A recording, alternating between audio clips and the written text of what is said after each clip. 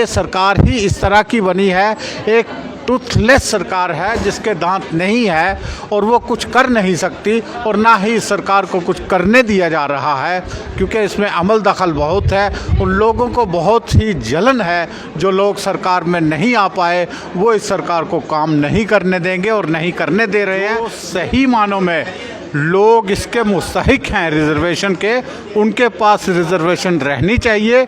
जो मुस्तहिक नहीं है, जिन्हें गैर कानूनी तौर पे लाया गया, सियासी बुनियादों पे लाया गया, सियासी बुनियादों पे कास्ट को तोड़ मरोड़ कर पेश किया गया, उन लोगों को बाहर करना चाहिए। बात रिज़र्वेशन पे करते हैं, जिस रिज़र्वेशन पर एक सब कमेटी तश्कील दी गई और अब मैं आपको बता दूं कि 6 महीने का वक्त दिया गया था कि हम जो है रिपोर्ट जो है वो तैयार करेंगे, उसके बाद रेशनलाइजेशन जो है वो ज़रूर होगी। लेकिन हमारे साथ इसी खास मुद्दे पर बात करने के लिए एडवोकेट अनवर चौधरी जी मौजूद है, इनसे मज़ीद जानेंगे।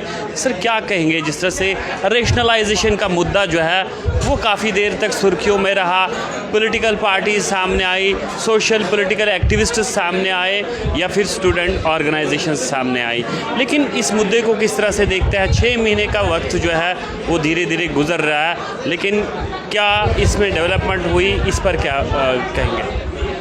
रैशनलाइजेशन किन अमूर को जहन में रख के सरकार ने कहा था, ये मुझे मालूम नहीं है। और जहाँ तक आपका सवाल है कि रैशनलाइजेशन में अभी तक कुछ नहीं किया, क्योंकि ये सरकार ही इस तरह की बनी है, एक टूथलेस सरकार है जिसके दांत नहीं है और वो कुछ कर नहीं सकती और ना ही इस सरकार को कुछ करने दिया जा रहा है, क्योंकि इसमें अमल दखल बहुत है। उन लोगों को बहुत ही जलन है जो लोग सरकार में नहीं आ पाए, वो इस सरकार को काम नहीं करने देंगे और नहीं करने दे रहे हैं। लेकिन मेरी उम्मीद मरकज़ी सरकार से भी है और जम्मू कश्मीर की सरकार से भी है कि OBC SC ST कैटेगरीज़ के जो मुलाजमिन हैं उनके जो हकूक़ है वो उन्हें दिए जाएं और उनकी पासबानी की जाए और अदालतों की तरफ से जिस कदर भी अहकामात जारी किए गए हैं उन पे अमल दरामद किया जाए। कौन से ऐसे मुद्दे हैं जो आज यहाँ पर रखे गए?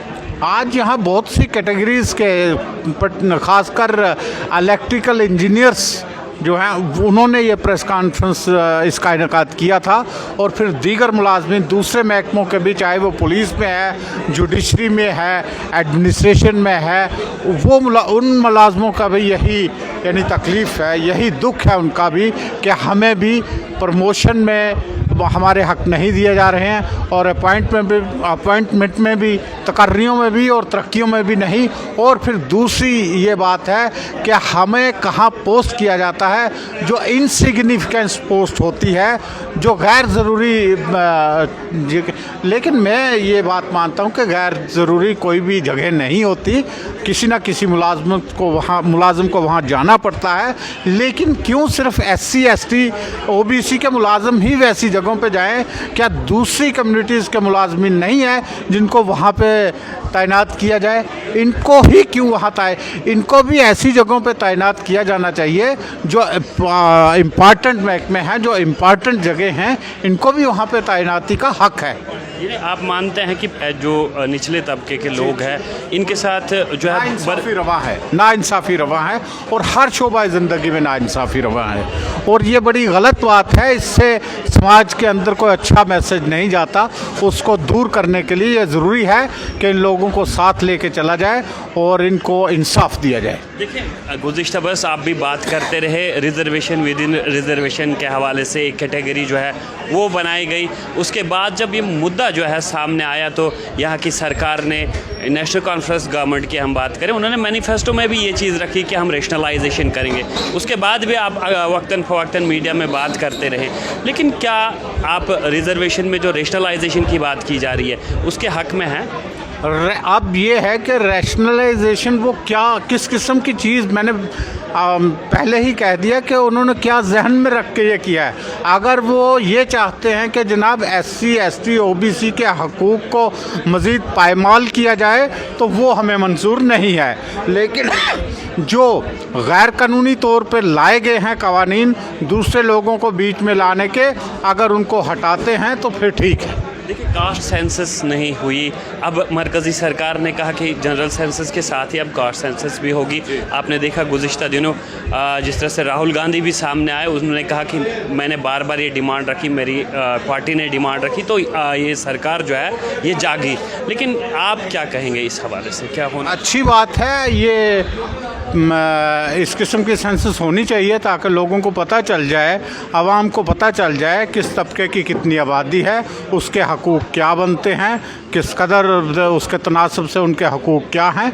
ये होनी चाहिए कास्ट सेंसस। रेशनलाइजेशन के मतलब कास्ट सेंसस के बगैर, कास्ट सेंसस के बिना रेशनलाइजेशन पॉसिबल है? मुमकिन नहीं है, मुमकिन नहीं है वैसा होना। वो कास्ट सेंसस जब हो जाएगी फिर रैशनलाइजेशन जो है फिर जम्मू कश्मीर की हम बात करेंगे। ओपन मेरिट के जो स्टूडेंट्स हैं, ऑस्पिरेंट्स हैं, वो हमेशा ये कहते रहे कि हमारे साथ नाइंसाफ़ी हो रही है। और जो कैप जो है, चाहे हम कैटेगरीज़ की बात करें, तो कहीं ना कहीं ये जो रिज़र्व कैटेगरीज़ है, दीगर रिज़र्व कैटेगरीज़ है, ये कहीं ऊपर इनका जो तनासुब है, इनका रेशो है, वो चला गया है। तो रेशनलाइजेशन जो है वो वक्त की ज़रूरत है।